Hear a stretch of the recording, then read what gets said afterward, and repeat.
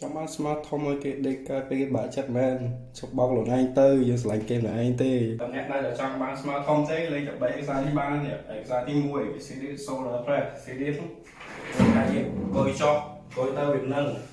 ហើយយើងកាន់ number មកដាក់ដៃ45ដឺក្រេមកកុំប្រកពេកឈឺស្មាដាក់ប៉ាត់ហ្នឹងមកហ្មងហើយលើកឡើងទៅលើមកដាក់ប៉ាត់ហ្នឹងគឺហើយទី1ទី2ឡាត្ររ race ឡាត្ររហ្នឹងនេះថាអង្គុយបានឈរបានហើយឡាត្ររមានថាខាងគៀន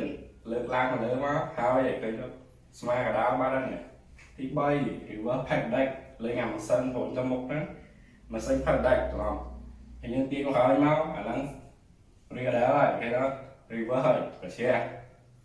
បើតែបើអត់ចេះលេងហ្នឹងទេលេង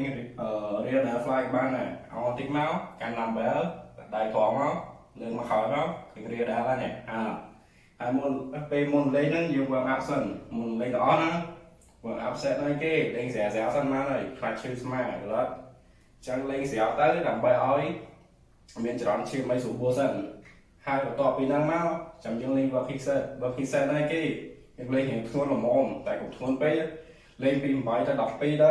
ហើយតែប៉ុណ្្នឹងទៅគឺស្មាធំហើយឥឡូវវាអីបាត់ទេ